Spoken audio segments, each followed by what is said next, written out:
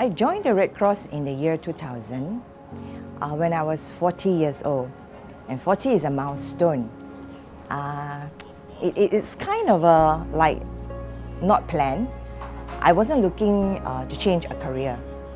But somehow I was invited to consider if I were to join the Red Cross and start a national blood donor program.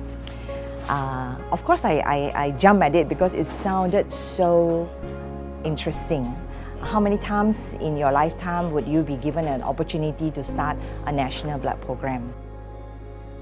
By 2001, we already officially launched the blood donor recruitment program under the Singapore Red Cross umbrella.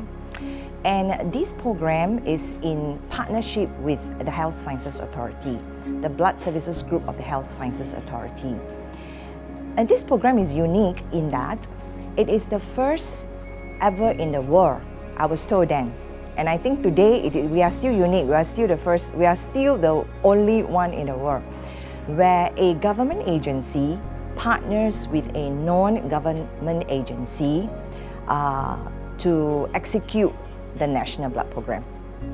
And this program focuses on each partner executing what we do best. So Health Sciences Authority focuses on the science, the collection of the blood, the testing, the distribution, whilst Singapore Red Cross as a humanitarian organisation focus on working with the community to bring together individuals and organizations to come forward to donate blood on a voluntary basis. Because people are intrigued to learn from Singapore how a government agency and a non-government agency can work together in such an amicable way, and we have actually shown results because more people were coming forward to donate blood and not just donate blood but also on a regularly basis.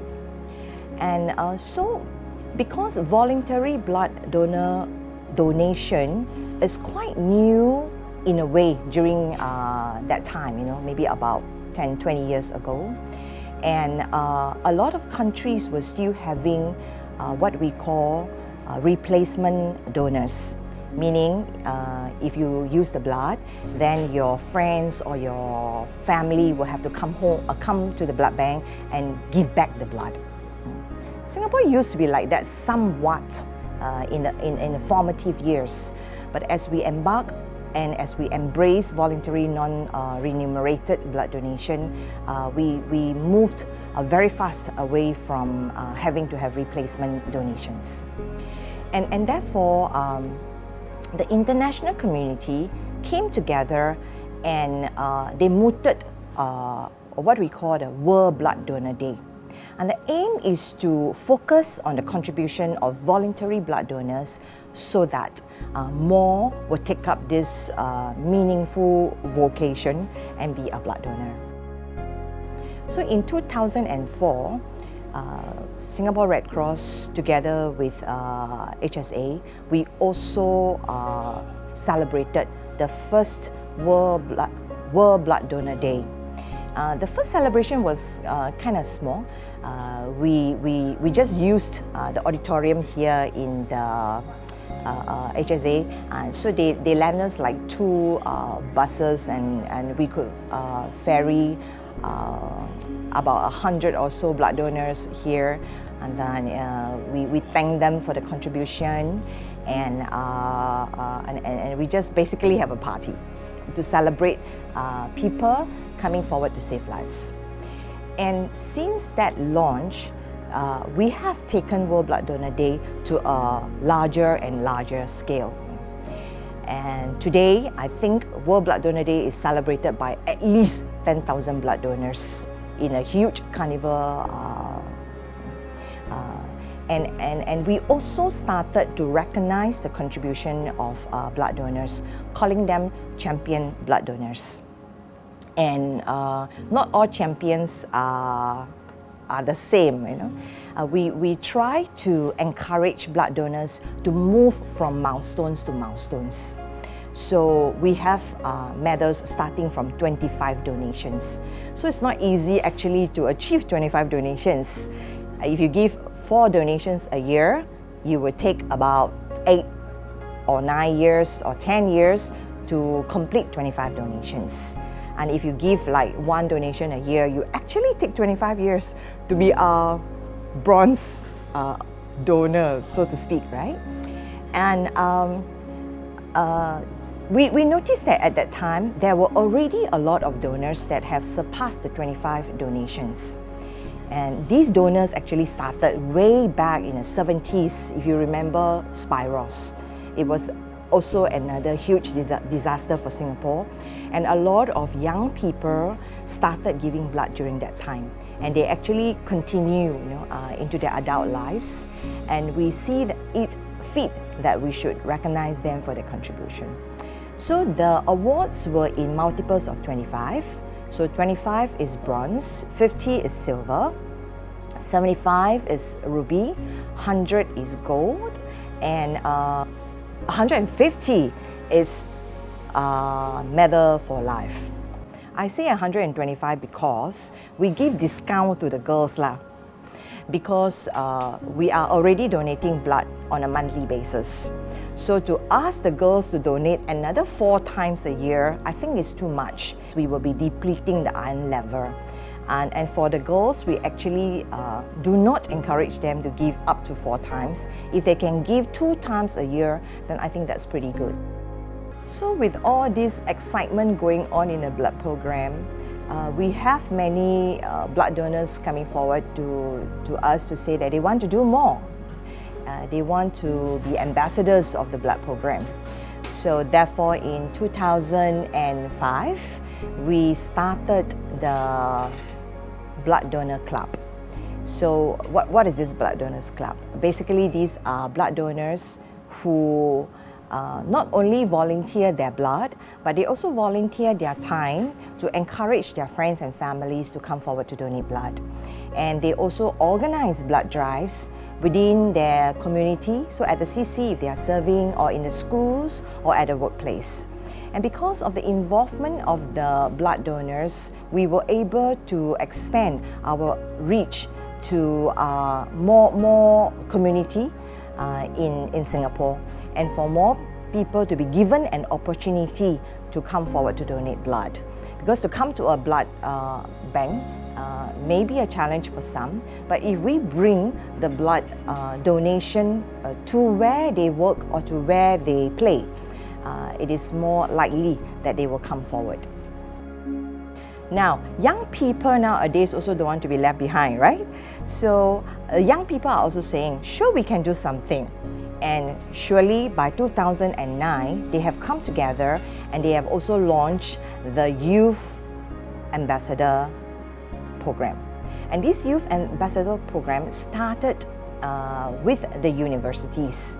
And the universities champion this Youth Donor Club, and then it was very quickly taken up by the JCs and also the polytechnics.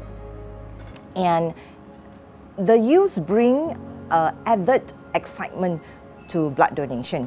So instead of just having a mobile drive, they come up with a program and they are very serious about it. They give us a business proposal. They will tell us, how they are going to not only just organize a mobile, but they will strengthen it with communications, with face-to-face roadshow kind of event to attract young donors to come forward. So for young people today, I think it is not enough to tell them to donate blood, save lives, For them, it's like, and it does not motivate them enough to action. So what the youth say is that we actually need to excite them, make a lot of noise, and challenge them to come forward.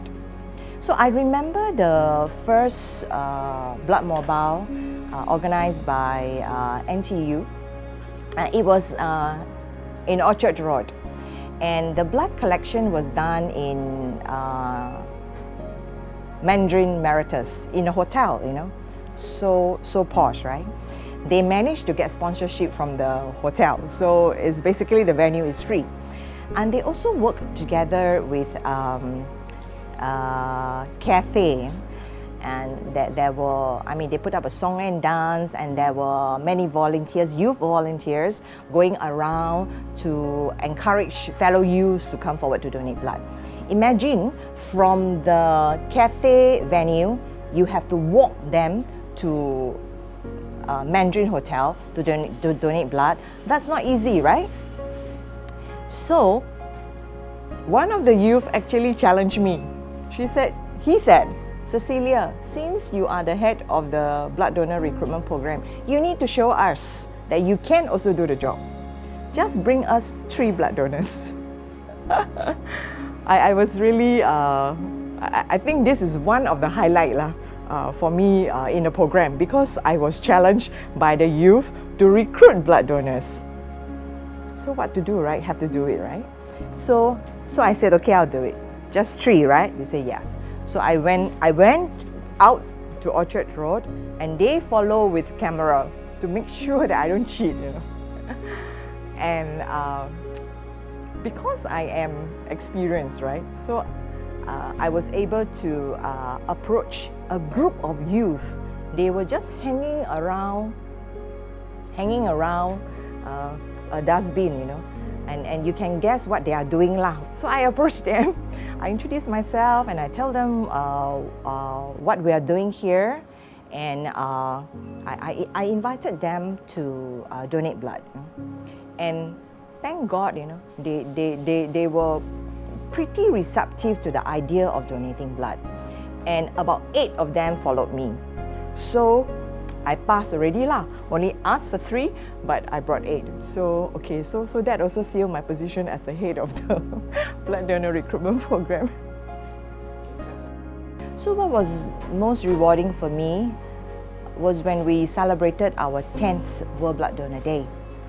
And I remember we made an announcement that we have increased blood collection by 80%. So in a short 10 years, from about 60,000 donations, we were able to reach more than 110 donations. And that to me was very rewarding. And at that time, we also presented 15 Medal for Lives, which means 15 blood donors have actually given 200 donations. So that to me was very rewarding. And in addition, our partner in HSA, the doctors, they were very happy, and they say to us, for once they can sleep peacefully at night because there was sufficient blood in the bank. And also during Chinese New Year, we were able to close 2 days, where in the past we will have to open on the 2nd day, because by then we don't have sufficient blood to meet the needs already. So I guess all this make it worthwhile for us to take on the role and to encourage people to donate blood. I think the adult year of an organization is the most exciting, because we are old enough to execute our plans, and we have the sufficient knowledge and the resources to make a difference in the society. And the Red Cross has showcased a lot of this. We are relevant in the community, not just with the blood donor recruitment program, but also with other programs that meet the needs of the vulnerable, like the Red Cross Home for the Disabled, like the food program, and also community program where we reach out to the what we call the new poor, people who have fallen in between the cracks, people who does not pass the subsidy level and who actually are still in need. And Yeah, and I guess that as Red Cross progress and as Red Cross mature further, we have already begun to make a difference in the international level, because over the past 10 years we are relevant in disaster relief, and we are also growing from strength to strength with our many collaboration with international bodies. So I would say that Red Cross has indeed lived out its mission to make a difference in the lives of the vulnerable and to ensure that we protect the dignity of the vulnerables.